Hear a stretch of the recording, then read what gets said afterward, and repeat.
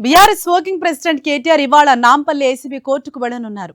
Formula ఈ car race కేసులో విచారణకు హాజరు కానున్నారు. ఉదయం 9 గంటలకు నార్సింగి నివాసం నుంచి నాంపల్లి కోర్టుకు కేటీఆర్ బయలుదేరనున్నారు. ఉదయం 10 గంటల 15 నిమిషాలకు నాంపల్లి ఏసీబీ కోర్టులో విచారణ జరగనుంది. ఈ రోజు ఏసీబీ ప్రత్యేక కోర్టులో ఫార్ములా ఈ కార్ రేస్ కేసు విచారణ ప్రారంభం కానుంది. ఉదయం ఏసీబీ కోర్టుకు కేటీఆర్ హాజరు కానున్నారు. ఫార్ములా ఈ కార్ రేస్ కేసులో 55 కోట్ల అవినీతి జరిగిందంటూ ఏసీబీ కేసు నమోదు చేసింది. మే 14న ఈ కేసులో కేటీఆర్ సహా 5గురికి సమన్లు జారీ చేశారు. ఈ కేసులో A1గా బీఆర్ఎస్ వర్కింగ్ ప్రెసిడెంట్ కేటీఆర్ను చేర్చారు. ఆ తర్వాత A2గా ఐఏఎస్ అధికారి అరవింద్ కుమార్, A3గా హెచ్ఎండిఏ మాజీ చీఫ్ ఇంజనీర్ బిఎల్ఎన్ రెడ్డిని చేర్చారు. ఇప్పటికే ఈ కేసుపై స్పందించిన కేటీఆర్ న్యాయ వ్యవస్థపై తనకు పూర్తి నమ్మకం ఉందని, విచారణకు హాజరవుతానని గతంలోనే చెప్పిన కేటీఆర్ ఇప్పుడు తాజాగా ఏసీబీ కోర్టులో విచారణకు హాజరవుతున్నారు.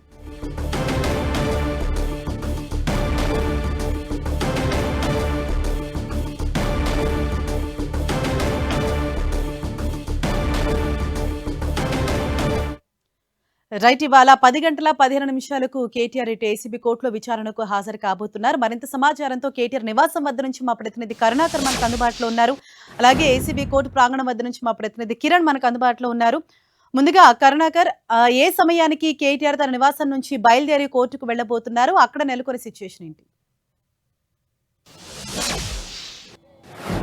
హరీష, మరి కాసేపట్లో బీఆర్ఎస్ వర్కింగ్ ప్రెసిడెంట్ కేటీఆర్ కొక్కపేటలోని తన నివాసం నుంచి నాంపల్లి ఏసీబీ ప్రత్యేక కోర్టుకు బయలుదేరి వెళ్లబోతున్నారు. ఈరోజు నాంపల్లి ఏసీబీ కోర్టులో విచారణకు హాజరు కావాలని చెప్పి ఇప్పటికే కోర్టు సమన్లు కేటీఆర్కు జారీ చేసిన నేపథ్యంలో ఆయన ఖచ్చితంగా కోర్టుకు హాజరవుతానని చెప్పి ఇప్పటికే చెప్పిన పరిస్థితిని మనం చూసాం. ఈ నేపథ్యంలోనే మరి కాసేపట్లో ఆయన నివాసం బయలుదేరి సరిగ్గా 10 గంటల 15 నిమిషాలకు ఆయన ఏసీబీ కోర్టులో ఈ విచారణ సందర్భంగా హాజరయ్యే పరిస్థితిని మనం చూస్తున్నాం. మొత్తం మీద ఫార్ములా ఈ కార్ రేస్ మరోసారి తెలంగాణ రాజకీయాల్లో ఒక చర్చనీయాంశమైన పరిస్థితిని మనం చూస్తున్నాం. ఎందుకంటే ఎప్పుడైతే బీఆర్ఎస్ ప్రభుత్వంలో 2023 జనవరి 14న మొదటి సీజన్ ఈ కార్ రేస్ జరిగిందో, ఆ తర్వాత కాంగ్రెస్ ప్రభుత్వం అధికారంలోకి వచ్చిన తర్వాత ఈ కార్ రేసులో పెద్ద ఎత్తున అవినీతి జరిగిందని చెప్పి కాంగ్రెస్ ప్రభుత్వం ఆరోపణలు గుప్పించింది. ఈ నేపథ్యంలోనే ఏసీబీ కేసు నమోదు చేసింది. మనం చూసాం డిసెంబర్ 19, 2024 దాదాపు ఏడాదిన్నర క్రితం ఈ కేసు నమోదైనప్పటి నుంచి కూడా దీనిపైన పెద్ద ఎత్తున రాజకీయ వర్గాల్లో కొంత చర్చాంశం అవుతున్న పరిస్థితిని మనం చూసాం. ఏసీబీ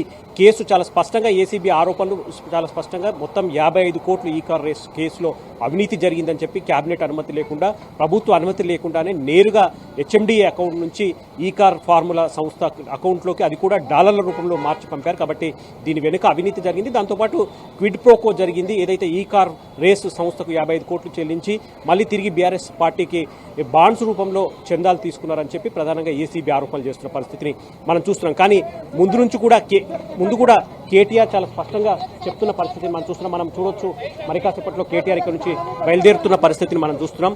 చాలా స్పష్టంగా కేటీఆర్ ముందు నుంచి కూడా చెప్తూ వస్తున్నారు, ఈ కార్ రేస్ కేసులో ఒక్క రూపాయి కూడా అవినీతి జరగలేదు, కేవలం రాజకీయపరమైన ఆరోపణలు మాత్రమే చేస్తున్నారు. రాజకీయంగా ఇబ్బంది పెట్టేందుకు తన ప్రతిష్టను, పార్టీ ప్రతిష్టను, గత బీఆర్ఎస్ ప్రభుత్వ ప్రతిష్టను కేవలం దిగజార్చేందుకు మాత్రమే ఈ ఆరోపణలు చేస్తున్నారు అని చెప్పి చాలా స్పష్టంగా ఆరోపిస్తున్న పరిస్థితిని కేటీఆర్ ఆరోపిస్తున్న పరిస్థితిని మనం చూస్తున్నాం. కాబట్టి ఒక్క రూపాయి కూడా అవినీతి జరగలేదు. ఇదైతే ఏసీబీ కానీ లేకపోతే కాంగ్రెస్ పార్టీ కానీ ప్రభుత్వం ఆరోపిస్తున్నట్లు 55 కోట్ల రూపాయలు ఏవైతున్నాయో అవి హెచ్ఎండిఏ అకౌంట్ నుంచి నేరుగా ఫార్ములా ఈ సంస్థ అకౌంట్లోకి వెళ్ళాయి. ఇంకా ఆ డబ్బులు అదే అకౌంట్లో ఉన్నాయి.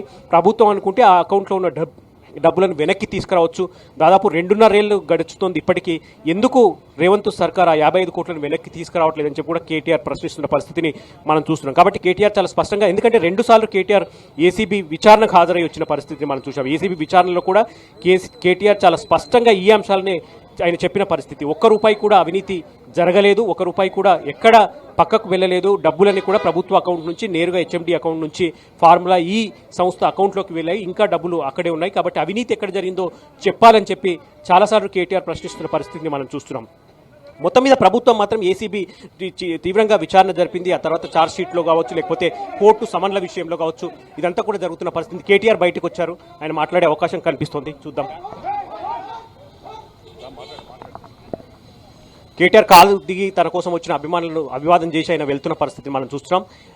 సరిగ్గా 10 గంటల 15 నిమిషాల కేటీఆర్ ఏసీబీ కోర్టుకు చేరుకుంటారు. ఈరోజు కేవలం అపియరెన్స్ మాత్రమే, అంటే కోర్టుకు హాజరు కావడం వరకే మాత్రమే ఉంటుంది. కాబట్టి చూడాలి ఏం జరగబోతోంది, ఎందుకంటే సర్వత్రా అందరూ ఆసక్తిగా ఎదురు చూస్తున్నారు. కేటీఆర్తో పాటు చాలా మంది మాజీ మంత్రులు కావచ్చు, ప్రజెంట్ ఎమ్మెల్యేలు కావచ్చు, వీళ్ళంతా కూడా అక్కడికి వెళ్తున్న పరిస్థితిని మనం చూస్తున్నాం. కాబట్టి కేటీఆర్ ఇప్పుడే తన నివాసం నుంచి బయలుదేరి వెళ్తున్నారు. 10 గంటల 15 నిమిషాలకు ఆయన ఏసీబీ కోర్టుకు అపియరెన్స్ అవుతారు. ఈరోజు 5 నిమిషాలు మాత్రమే కోర్టులో అపియరెన్స్ ఉంటుందని చెప్పవచ్చు, ఎందుకంటే ఈరోజు తొలి విచారణ ప్రారంభమవుతుంది కాబట్టి కేవలం కోర్టులో అపియరెన్స్ మాత్రమే ఉంటుంది. తదుపరి విచారణ ఎప్పుడు ఉంటుంది, ఆ విచారణలో భాగంగా మళ్ళీ కేటీఆర్ని కావచ్చు, ఇందులో ఐఏఎస్ అధికారి అరవింద్ కుమార్ కావచ్చు, మిగతా వారిని ఎప్పుడు పిలుస్తారు, విచారణ ఎప్పుడు వేగం అందుకుంటుంది, విచారణ సందర్భంగా ఏ అంశాలు తెరపైకి వస్తాయన్న దానిపై కూడా కొంత రాజకీయ వర్గాల్లో ఆసక్తి నెలకొన్న పరిస్థితిని చూస్తున్నాం. Right, thank you Karunakar. ఇది కేటీఆర్ నివాసం వద్ద నెలకొన్న సిచ్యుయేషన్. ఇప్పుడే ఆయన బయలుదేరారు కోర్టుకి. మరింత సమాచారంతో నాంపల్లి కోర్టు వద్ద నుంచి మా ప్రతినిధి కిరణ్ మనకు అందుబాటులో ఉన్నారు. రైట్ కిరణ్, ఇప్పుడే కేటీఆర్ తన నివాసం నుంచి బయలుదేరారు. అయితే ఇవాళ జరగబోయే విచారణ అన్నది అంటే ప్రొసీడింగ్స్ ఏ విధంగా ఉండబోతున్నాయి? హరీష, ఫార్ములా ఈ-కార్ రేస్లో కూడా తొలిసారి నాంపల్లి ఏసీబీ ప్రత్యేక కోర్టు ఎదుట హాజరు కాబోతున్నారు మాజీ మంత్రి, BRS party working president KTR. ఇందుకు సంబంధించి కూడా ఇప్పటికే ఏసీబీ అధికారులు దీనికి సంబంధించిన ఫైనల్ ఛార్జ్ షీట్ దాఖలు చేశారు. మొదటి నుంచి కూడా కాంగ్రెస్ ప్రభుత్వం ఏర్పడిన తర్వాత కూడా 55 కోట్ల రూపాయల సంబంధించి కూడా ఇటు ప్రభుత్వ నిధులు దారుమల్లైనది ప్రధాన ఆరోపణ.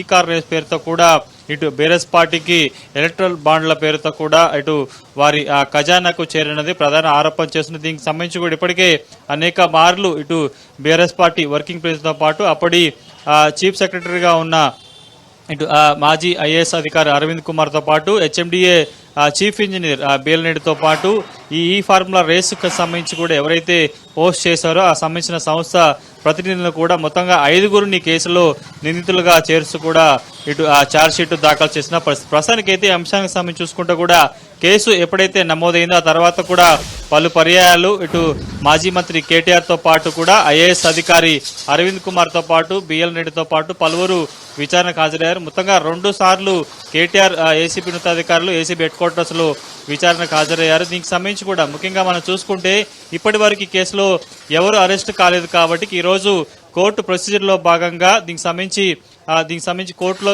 ట్రయల్స్ జరగబోతున్నాయి కాబట్టి కూడా వ్యక్తిగత పూచికతో పాటు బాండ్స్ ను సమర్పించాల్సి ఉంటుంది. అందులో భాగంగానే ఈ రోజు ఎవరైతే A1 గా ఉన్నారో మాజీ మంత్రి కేటీఆర్ తో పాటు మాజీ ఐఏఎస్ అధికారి అరవింద్ కుమార్ తో పాటు మరికొంతమంది కూడా వ్యక్తిగతంగా బాండ్లను అందజేసే అవకాశం అయితే కనిపిస్తుంది. ఇక ఈ కేసుకు సంబంధించి కూడా 55 కోట్ల రూపాయలకు సంబంధించిన ఏదైతే ప్రభుత్వ సంబంధించిన సొమ్మును దారిమళ్లించారు. దీంతో కూడా అదనంగా 8 కోట్ల రూపాయలకు పైగా కూడా ప్రభుత్వ ఖజానా మీద అదనపు భారం పడదనేది ముఖ్యంగా ప్రస్తుతం కాంగ్రెస్ ప్రభుత్వం చెప్తున్న వాదన. దీనికి సంబంధించి కూడా అనేక పర్యాలు తాను ఏసీబీ విచారణకు అడిగాను, పదే అడిగిన ప్రశ్ననే అడుగుతానంటూ కూడా గతంలో విచారణకు హాజరైన తర్వాత కూడా మీడియాతో మాట్లాడుతూ కేటీఆర్ చెప్పిన పరిస్థితి కనిపిస్తుంది. కాబట్టి పూర్తి స్థాయిలో తాను న్యాయ వ్యవస్థను గౌరవిస్తాను కాబట్టి కేసుకు సంబంధించి కూడా కేవలం పని కట్టుకొని కక్షపూరితంగా వివరించేందుకు మాత్రమే తన ఈ కేసును కూడా ఏర్పాటు చేసినట్టుగా పరిస్థితి. పూర్తి స్థాయిలో కూడా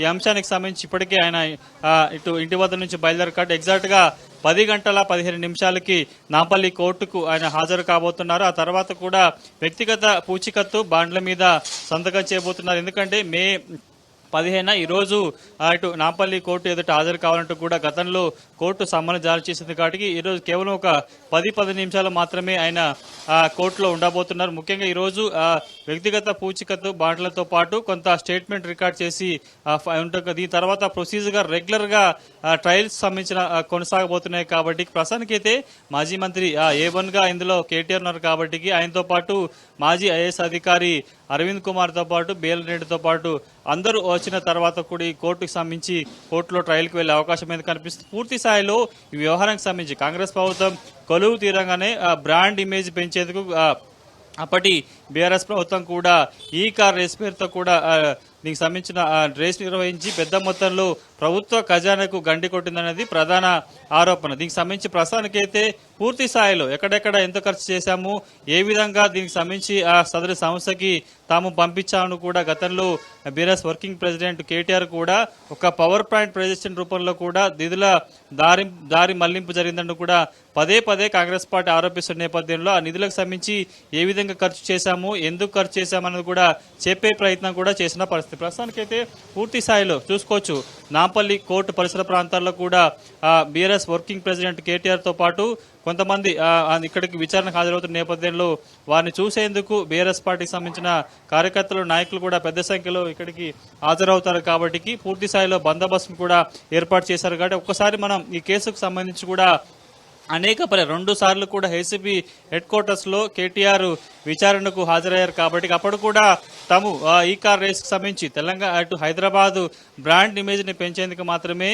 ఫార్ములా ఈ కార్ రేస్ అనేది కూడా నిర్వహించడం జరిగింది. ఎక్కడా తాము అవినీతికి పాల్పడలేదంటూ కూడా ఆయన విచారణ హాజరైన సందర్భం కూడా పదే చెప్పారు. కాబట్టి ప్రస్తుతానికి ఈ రోజు కేవలం ఒక 15 నిమిషాలు మాత్రమే ఆయన నాంపల్లి ఏసీబీ స్పెషల్ కోర్టులో ఉండబోతున్నారు. వ్యక్తిగత పూచీకత్తుతో పాటు బాండ్ సమర్పించబోతున్నారు. తర్వాత అతడి స్టేట్మెంట్ కూడా రికార్డ్ చేసుకున్న తర్వాత కూడా రెగ్యులర్ గా ఈ కేసుకు ఎందుకంటే చాలా సుదీర్ఘ విచారణ చేసిన తర్వాత కూడా అనేక కోణాల్లో కూడా ఇప్పటికే ఏసీబీ ఉన్నతాధికారులు సమాచారం సేకరించారు కాబట్టి ఆ సమాచారాన్ని ఫైనల్ ఛార్జ్ షీట్ రూపంలో కూడా దాఖలు చేశారు. కాబట్టి ట్రయల్ కోర్టుకు వెళ్లేందుకు భాగంగానే నిందితులంతా కూడా ఈరోజు ఎవరైతే ఇందులో కేసులో ఆరోపణలు ఎదుర్కొంటూ వారందరూ కూడా ఈ రోజు విచారణ కాదని తర్వాత రెగ్యులర్ దీనికి సంబంధించిన కోర్టులో రెగ్యులర్ సంబంధించిన వాదనలు కూడా జరగబోతున్నట్టుగా చెప్పుకోవాలి. హరీష. Thank you Kiran.